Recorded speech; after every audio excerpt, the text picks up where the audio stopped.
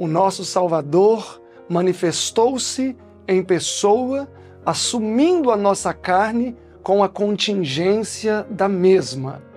O objetivo de Jesus era trilhar por onde o homem trilharia, uma vez que ele veio para salvar o homem. Não teria muito sentido Jesus palmilhar o terreno edênico, uma vez que o Éden já não era mais uma realidade neste planeta. Não teria sentido Jesus assumir a natureza de Adão antes do pecado, uma vez que a realidade da natureza edênica no homem também não era mais uma realidade. Jesus deveria manifestar-se tendo as ferramentas que possuiriam aqueles que ele veio salvar. Hoje nós vamos dar continuidade à nossa análise de Hebreus 2. Claro que nós não vamos esgotar todo o assunto do capítulo, pois ele é muito profundo. Entretanto, alguns aspectos mais elementares nós vamos estar tratando. Hoje nós vamos avançar mais diretamente sobre a natureza humana de Jesus e ir para a conclusão deste capítulo. O meu nome é Silverino Kiel e sou fundador do IAG.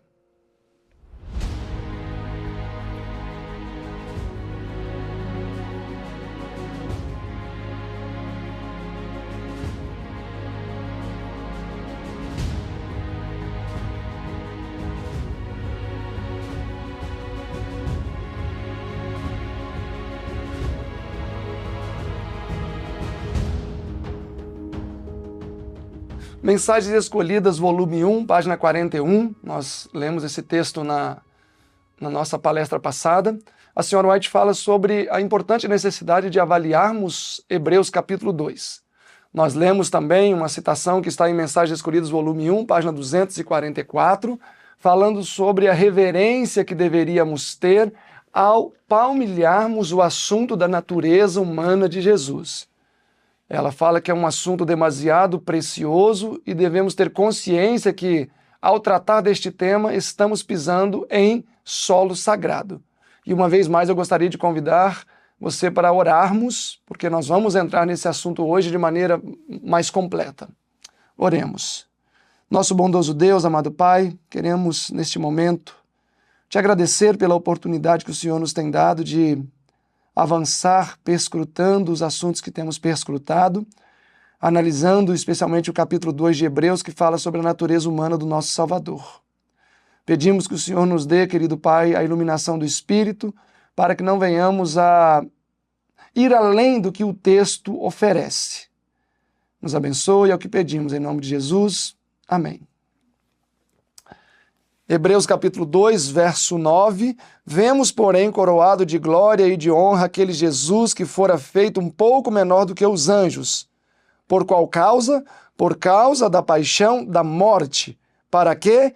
Para que pela graça de Deus provasse a morte por todos. Então era necessário que Jesus assumisse a natureza humana e esta lhe daria então possibilidades e condições de morrer. Como nós vimos no estudo passado, Jesus de fato tornou-se o maldito de Deus, uma vez que ele assumiu sobre si o pecado da humanidade. Neste momento, sim, ele tornara-se o maldito de Deus e por isso o Senhor o feriu de morte. Eu gostaria de continuar com vocês ainda em Hebreus 2, o verso 17 diz: por isso convinha que em tudo fosse semelhante aos irmãos. Nós vimos no estudo passado que os irmãos, aqui na verdade, são os santificados. Não são pessoas que vivem mais na deliberada prática do pecado, são pessoas que venceram o pecado, que têm as suas naturezas regeneradas. Eu quero ler para vocês agora vários textos, na verdade 9 textos do Espírito de Profecia. Eu tenho lido bastante, especialmente nesse assunto, para que não seja a minha palavra a predominar ou o meu raciocínio a prevalecer, tá? Eu quero ler um texto do Deserto da Tentação, página 22, que diz: que amor, que extraordinária condescendência! O Rei da Glória se prontificou a humilhar-se a si mesmo pela humanidade caída. Seguir os passos de Adão, tomar a natureza caída do homem e se empenharia na luta contra o forte inimigo que triunfara sobre Adão. Então esse texto claramente afirma que Jesus tomou sobre si a natureza caída do homem. Espírito de Profecia, volume 2, página 39, diz: ao tomar a natureza humana, Cristo habilitou-se a entender a natureza das provações humanas. Texto impressionante. Ele se habilitou para entender as nossas provações, justamente Hebreus 2:18. E todas as tentações que assediam o homem. Ele se identificou agora, ele experimentou. Os anjos que não estavam familiarizados com o pecado não poderiam simpatizar-se com o homem em suas provações peculiares. Estava no plano de Deus que Cristo tomasse a forma da natureza do homem caído, para que pudesse se aperfeiçoar através do sofrimento, e ele mesmo suportasse as forças das ardentes tentações de Satanás, a fim de que pudesse entender como socorrer aqueles que seriam tentados. Que texto fabuloso! Minha vontade é falar só dele, conectado a Hebreus 2:18 e 4:15 e 16. Mas eu não vou poder falar, porque senão vai se estender muito. Mas aqui está a suma, né? Jesus teve que se tornar um homem com a natureza decaída para saber o que é que nós enfrentamos. Spiritual Gifts, volume 4, página 115. Foi em obediência a Deus que Cristo tomou sobre si a forma e a natureza do homem decaído. Spiritual Gifts, volume 4, página 115 ainda, né? Era da vontade de Deus que Cristo tomasse sobre si a forma da natureza do homem caído. Manuscrito 181, ele tomou sobre sua natureza sem pecado a nossa natureza pecaminosa, para saber como socorrer os que são tentados. Romanos 8:3, em semelhança de carne pecaminosa. Então esse texto aqui já diz claramente que Jesus tomou sobre si a nossa natureza pecaminosa. Agora, Review and Herald, 11/12 de 1888, diz: suas faculdades foram reduzidas ao próprio nível das débeis faculdades do homem. Desceu ao nosso nível. Primeiros Escritos, página 150, diz: os anjos prostraram-se diante dele, ofereceram suas vidas. Jesus lhes disse que pela sua morte salvaria muitos, que a vida de um anjo não poderia pagar a dívida. Sua vida unicamente poderia ser aceita por seu Pai, como resgate pelo homem. Jesus também lhes disse que teriam uma parte a desempenhar, estar com ele e fortalecê-lo em várias ocasiões, que ele tomaria a natureza caída do homem, e sua força não seria nem mesmo igual à dos anjos. Primeiros Escritos 152 repete a mesma ideia, que Satanás iria provar e derrotar Jesus quando ele tomasse a natureza do homem decaído. Desejado 112 diz: não obstante os pecados de um mundo criminoso serem postos sobre Cristo, não obstante a humilhação de ter tomado sobre si nossa natureza decaída, a voz do céu declarou ser ele o eterno Filho de Deus. Medicina e Salvação 181, a senhora White também diz que Jesus tomou sobre sua natureza sem pecado a nossa natureza pecaminosa. Então Jesus, meus amados, assumiu a nossa natureza pecaminosa. Entretanto, ter natureza pecaminosa não quer dizer que somos pecadores. E ele não só assumiu a nossa natureza humana, mas ele permaneceu com ela. Eu quero, antes de avançar ainda no tema, eu quero ler para vocês aqui alguns textos. O primeiro está em Manuscrito 1, de 1892, que diz: o triunfo e a sabedoria de Cristo são os de um ser humano. Em nossas considerações podemos cometer muitos erros em razão de equivocados pontos de vista sobre a natureza humana do Senhor. Quando conferimos à natureza humana um poder que não é possível ao homem possuir em seus conflitos com Satanás, destruímos a inteireza de sua humanidade. Então, quando eu falo que Jesus teve privilégios ou benefícios que o homem não tem, destruímos a natureza humana de Jesus. E eu quero ler para vocês agora 4 textos que falam que Jesus permanece até hoje com a natureza humana. Desejado 25 diz: ao tomar nossa natureza, o Salvador ligou-se à humanidade por um laço que jamais, um termo radical, jamais se partirá. Ele nos estará ligado por toda a eternidade. Deus amou o mundo de tal maneira que deu seu Filho unigênito. Não o deu somente para levar os nossos pecados e morrer em sacrifício por nós. deu à raça caída para nos assegurar seu imutável conselho de paz. Deus deu seu Filho unigênito a fim de que se tornasse um membro da família humana, retendo para sempre sua natureza humana. Que tremendo. Ciência do Bom Viver 421 diz: Cristo levou consigo para as cortes celestes a sua natureza humana glorificada. Instrutor Jovem 28/10/1897 diz: Cristo levou sua humanidade para a eternidade. Acha-se perante Deus como representante de nossa raça. E qual foi a consequência disso, desejado de todas as nações? 669. Limitado pela humanidade, Cristo já não poderia estar mais em toda parte, em pessoa. Era, portanto, do interesse deles que fosse para o Pai e enviasse o Espírito Santo como seu sucessor na terra. Irmãos, que coisa mais maravilhosa! Com o intuito de parecer-se mais com aqueles que ele viera a salvar, Jesus decidiu permanecer com a natureza humana e as limitações da mesma. Em outras palavras, quando Jesus encarnou aqui neste mundo, ele decidiu fechar os olhos para a sua onipresença, para nunca mais abrir. Eu não gosto de dizer que Jesus perdeu a sua onipresença, porque um Deus não sai por aí perdendo os seus atributos.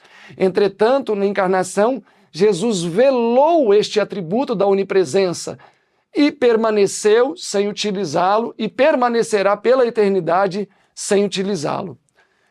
Imagina só, você tomar a decisão de fechar os olhos para se compadecer de uma pessoa cega e nunca mais abrir os olhos, sabendo que você tem o dom da visão. Pois foi isso que Jesus fez. Para parecer-se mais com a raça que ele viera remir e salvar, fechou os olhos da sua onipresença e permanecerá eternamente como um ser humano.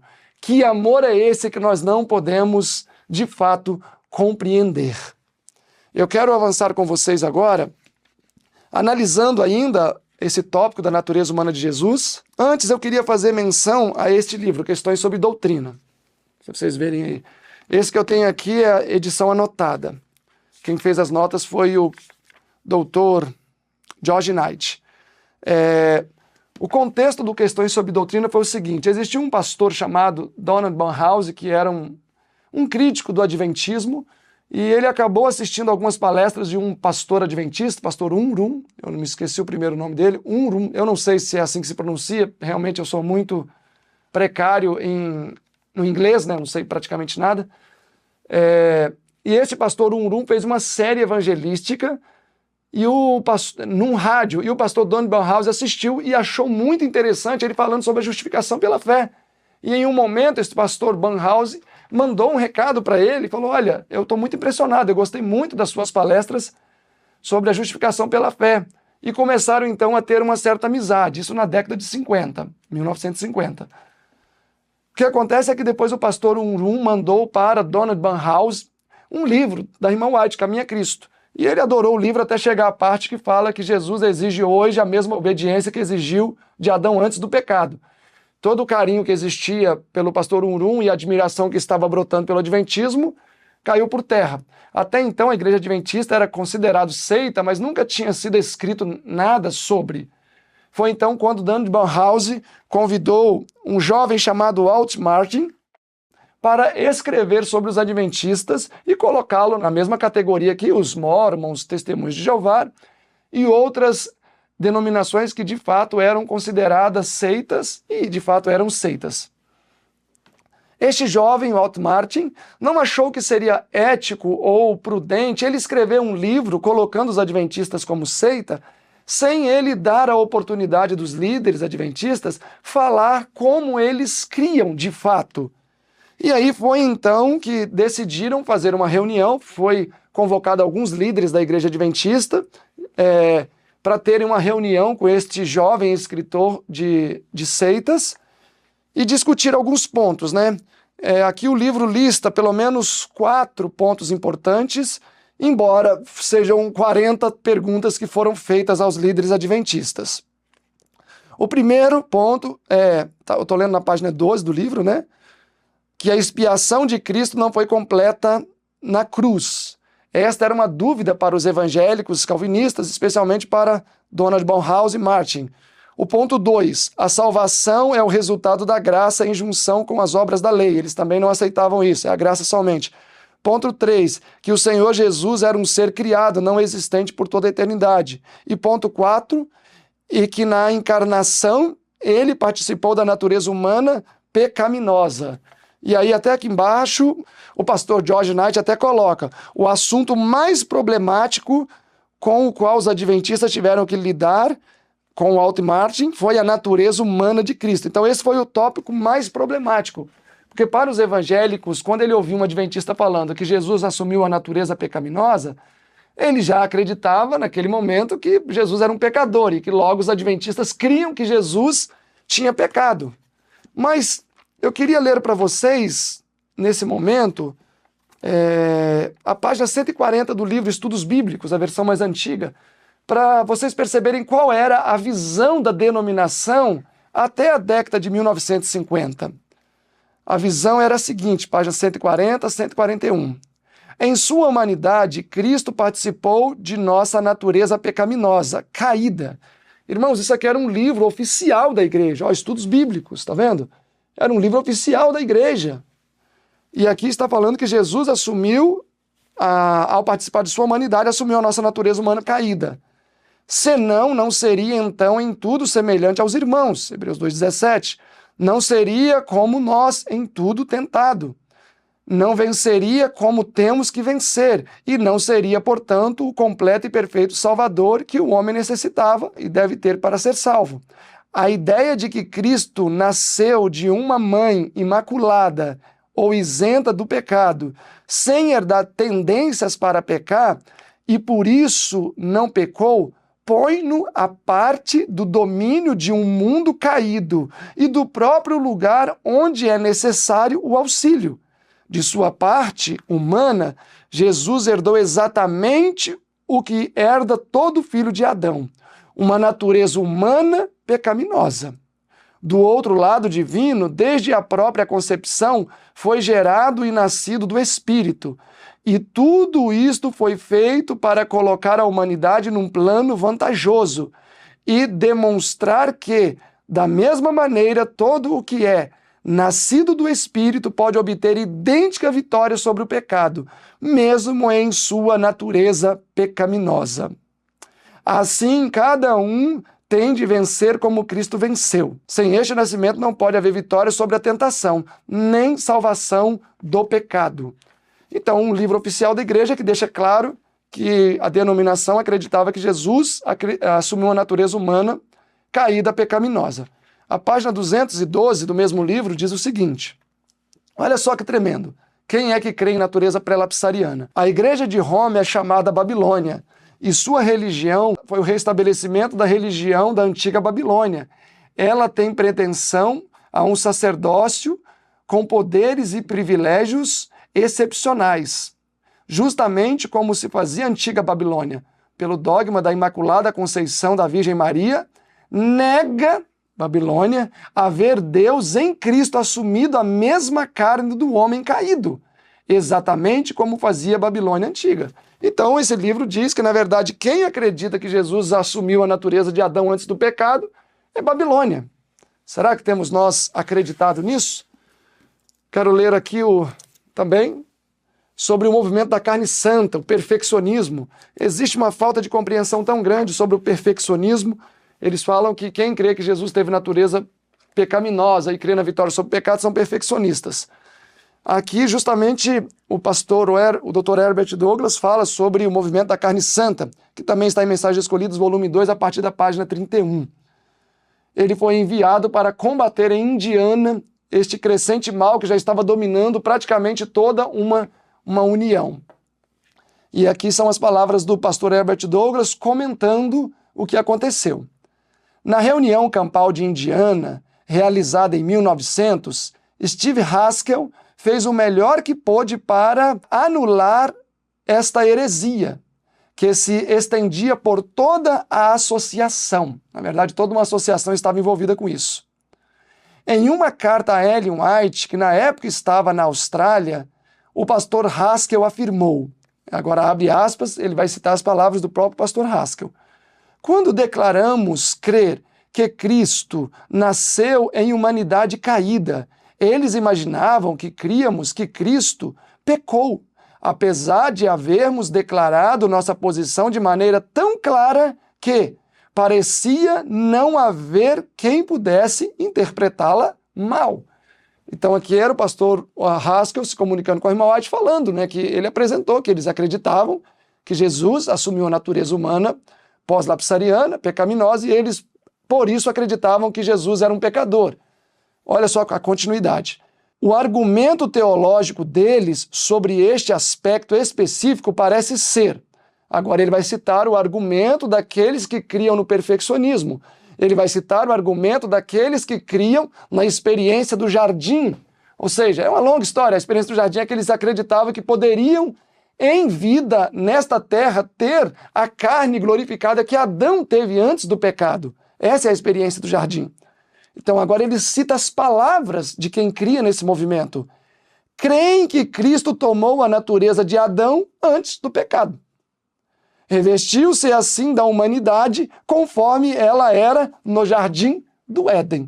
A resposta do irmão White para este ponto e alguns outros, que eu não vou ler aqui, que são muitos, ela responde em 1901 para o pastor Haskell: não há um único fio de verdade em todo este tecido. Ou seja, até mesmo no aspecto de que Jesus assumira a natureza de Adão antes do pecado. Não há um único fio de verdade em todo esse tecido. Agora volta aqui comigo no Questões sobre Doutrina, eu quero analisar com vocês aqui. Então nós vimos aqui, já dei um spoiler aqui, que o aspecto mais difícil que os que estiveram envolvidos no Questões sobre Doutrina em 1957 lidaram foi a natureza humana de Jesus. Porque na concepção dos evangélicos, os adventistas todos criam que a natureza humana de Jesus era pecaminosa. E isso, naturalmente, colocaria os adventistas como seita. E durante esse discurso, é claro que o próprio George Knight reconhece no livro, na edição anotada, que os delegados adventistas foram desonestos e mentiram para Walter Martin, que não foram verdadeiros. Olha só, a página 13 diz o seguinte: este foi um problema real, a natureza humana de Jesus pecaminosa. Este foi um problema real para os delegados adventistas, uma vez que, em pesquisa recente entre vários líderes, o próprio Frum, que foi o grande organizador de tudo aquilo, havia descoberto que quase todos os líderes da igreja adventista acreditavam que Jesus tinha uma natureza humana pecaminosa. O próprio Frum, e aqui está registrado num livro da Casa Publicadora, fez uma pesquisa para saber se isso era assim mesmo, e ele descobriu que quase todos os líderes da Igreja Adventista do Sétimo Dia, até 1957, criam na natureza humana pecaminosa.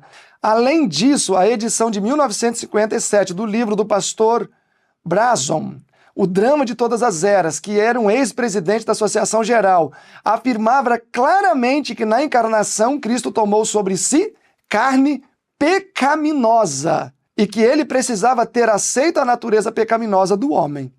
Então mesmo este ex-presidente havia escrito esse livro endossando que Jesus tinha assumido uma natureza humana pecaminosa.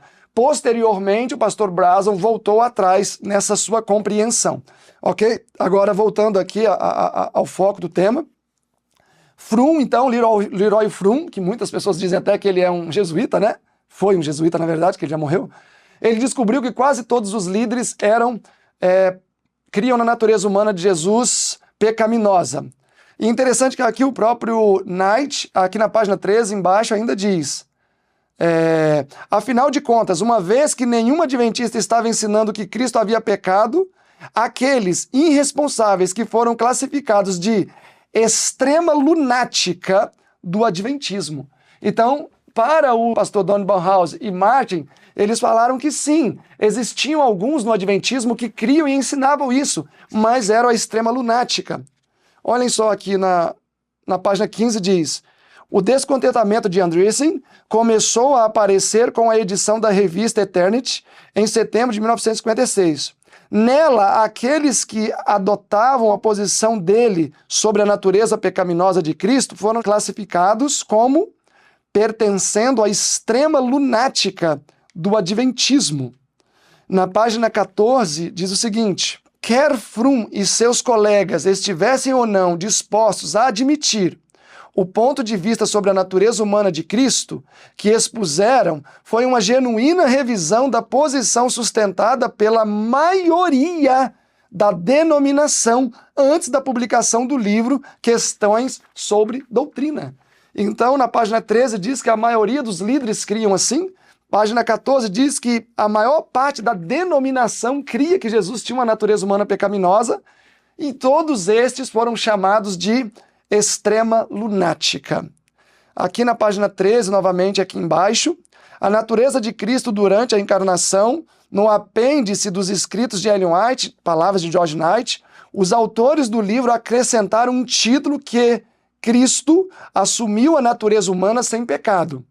Ok? É ele fazendo a observação aqui. Este título é problemático, pois implica que esta era a ideia de Ellen White, quando de fato ela foi bem enfática em declarar repetidamente que Cristo tomou a natureza humana pecaminosa e que tomou sobre si a natureza humana caída, sofredora, degradada e contaminada pelo pecado. Então o próprio Knight afirma que esta era a compreensão de Ellen White, que Jesus tomou a natureza humana pecaminosa, caída, sofredora, degradada e contaminada pelo pecado. A partir da página 440, George Knight ele vai citar esse texto na íntegra. Eu vou ler ele com vocês. Então, só para ir fechando esse raciocínio aqui na introdução do livro, o que aconteceu é que para Martin não escrever um livro colocando os adventistas como seita, eles mentiram, essa foi a verdade. Começaram a dizer coisas que não eram uma realidade. Quanto ao dom profético, eles falavam que Ellen White era a escritora mais proeminente e proativa do adventismo, mas não mencionaram a questão de ela ser a profeta da igreja, entre outras coisas, a expiação. Não, nós não cremos que a expiação aconteceu em 3 fases, pátio, santo e santíssimo, ou que Jesus fez na cruz o que faz em nós e o que fará por nós. Não, não cremos nisso, nós cremos na expiação completa na cruz. Entretanto, esta era uma revisão equivocada da visão doutrinária adventista quanto à expiação de Cristo. E isso não foi diferente quanto à natureza humana. É triste pensar que meia dúzia de delegados, porque foram 5 ou 6 que fizeram parte desta reunião, destruiu com as bases adventistas. E o resultado hoje é que nem a maioria das pessoas não sabem por que existe essa fragilidade doutrinária. Antigamente o povo adventista era responsável por fazer as pessoas tremerem, por ser o povo da Bíblia. Não discute com o adventista não, que ele vai te convencer a ser um adventista. Hoje o adventismo praticamente virou uma igreja evangélica. Não tem mais a exclusividade doutrinária. Então nós precisamos nos questionar quanto ao nosso passado. Eu quero ler para vocês agora o apêndice B, onde existe uma série de textos da senhora White que o próprio pastor George Knight documentou. É um livro da igreja. Então, se você quer saber qual era a posição de Ellen White, você que talvez nesse momento aí esteja aqui cá na sua cadeira, nossa, é muita heresia para um vídeo só. Se você quer saber a posição oficial da nossa profetisa, leia o livro Questões sobre Doutrina a partir da página 435, que eu vou começar a ler alguns fragmentos aqui agora. E eu vou ser imparcial, eu vou ler todos os fragmentos que eu grifei. Eu quero ler o primeiro que está no Sinais dos Tempos, 30 de julho de 1896, que diz o seguinte: ao contemplar a encarnação de Cristo em humanidade, ficamos desconcertados diante de um mistério insondável que a mente humana não pode compreender. A divindade e a humanidade de Cristo misteriosamente combinaram-se. O homem e Deus tornaram-se um. Então está falando da natureza humana de Jesus e da natureza divina se fundiram.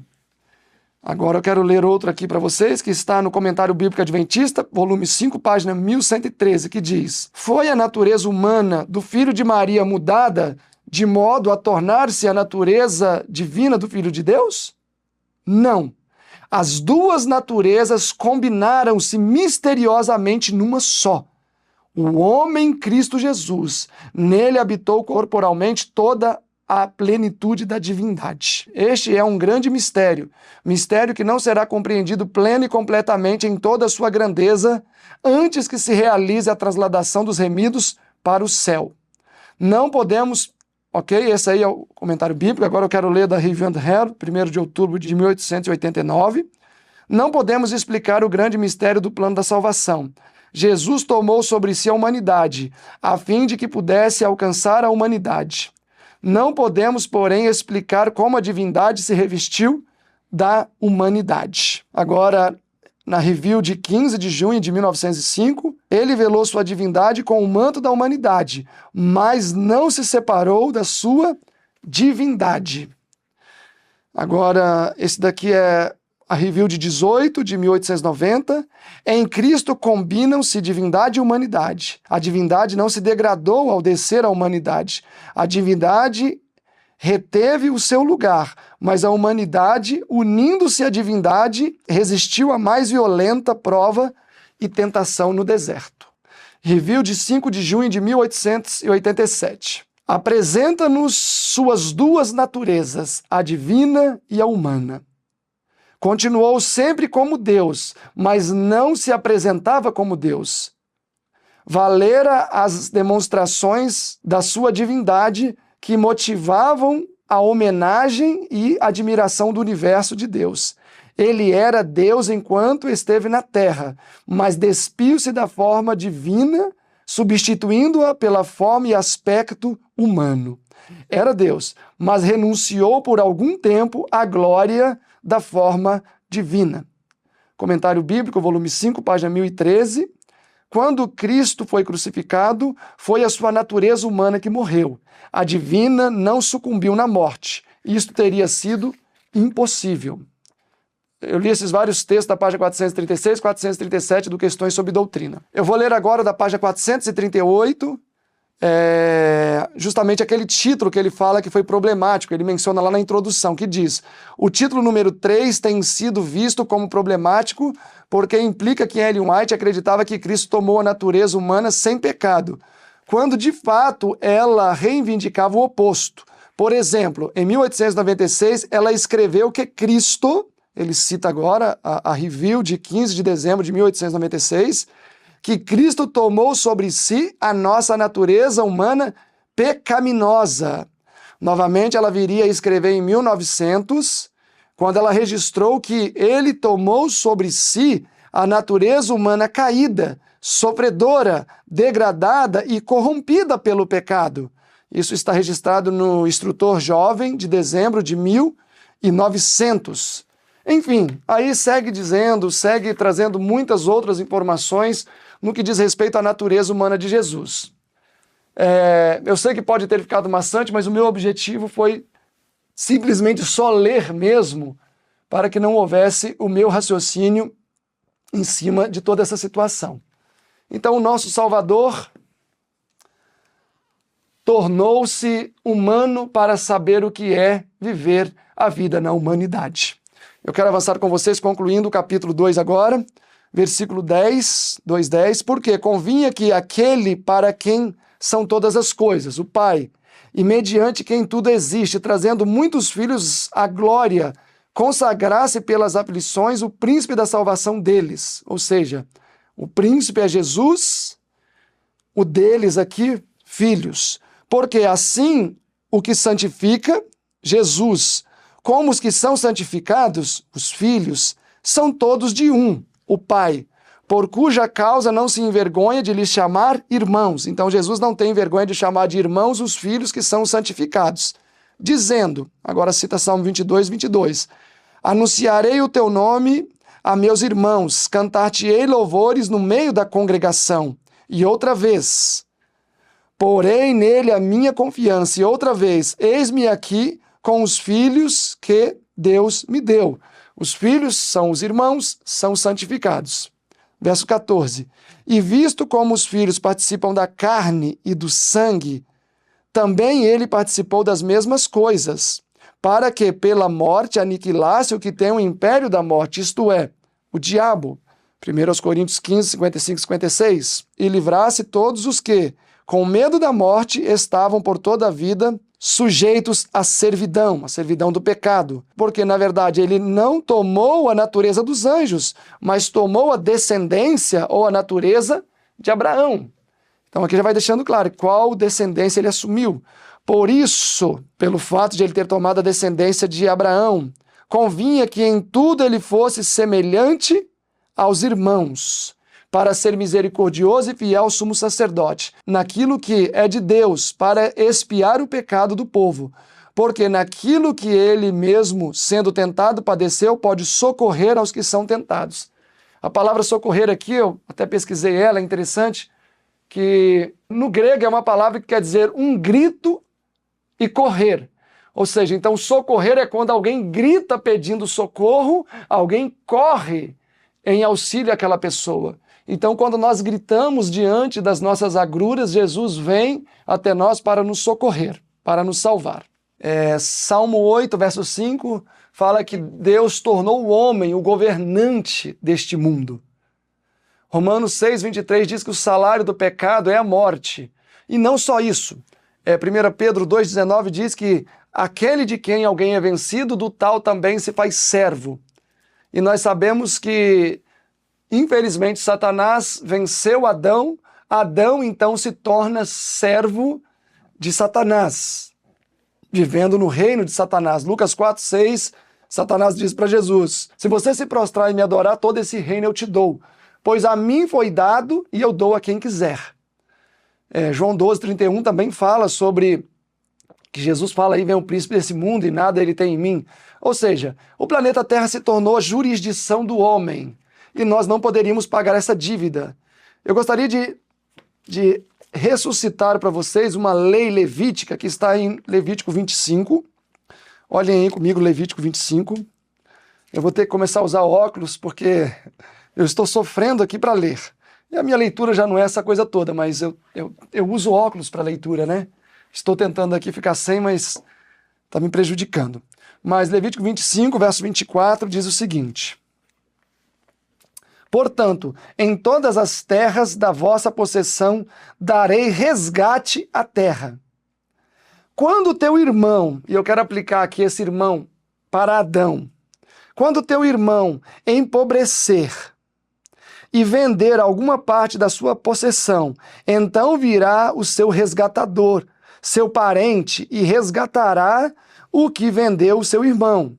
E se alguém não tiver o resgatador, porém conseguir o suficiente para o seu resgate, então contará os anos desde a sua venda, e o que ficar restituirá ao homem a quem vendeu e tornará sua possessão.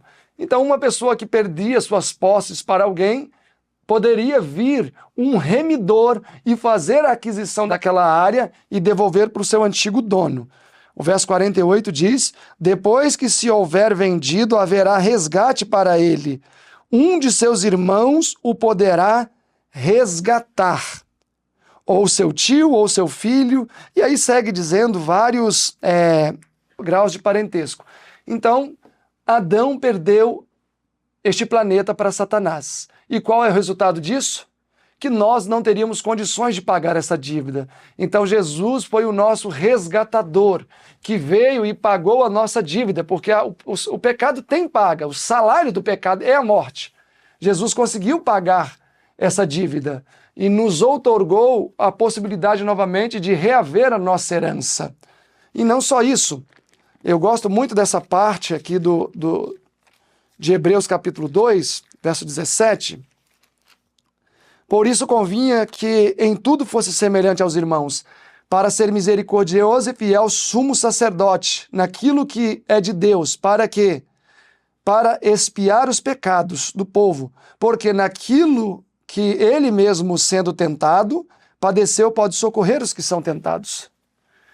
O 4,15 amplia essa ideia, porque não temos um sumo sacerdote que não possa compadecer-se das nossas fraquezas, porém um que, como nós, em tudo foi tentado, mas sem pecado. Então Jesus, meus amados, ele assumiu a nossa natureza para experimentar aquilo que nós experimentamos.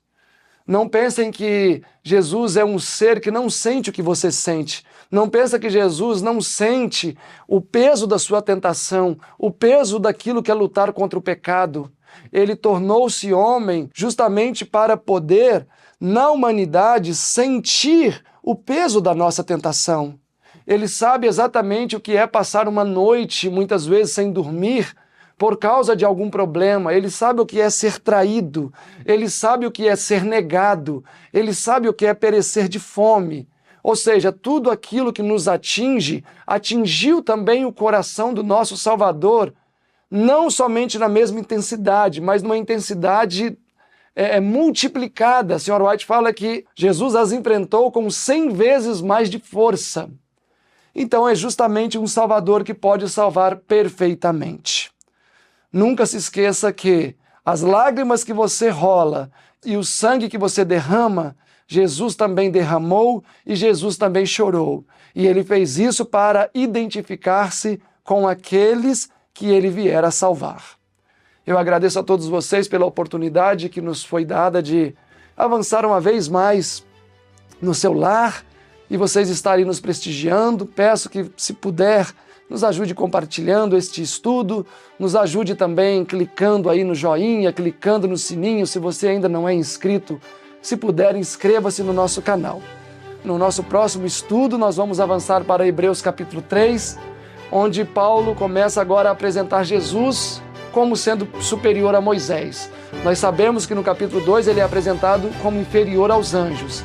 Entretanto, sendo inferior aos anjos, ele não foi inferior a Moisés. E vamos avançar nessa bela jornada até o capítulo 13. Eu agradeço a vocês pelo carinho e pela companhia e até o nosso próximo encontro.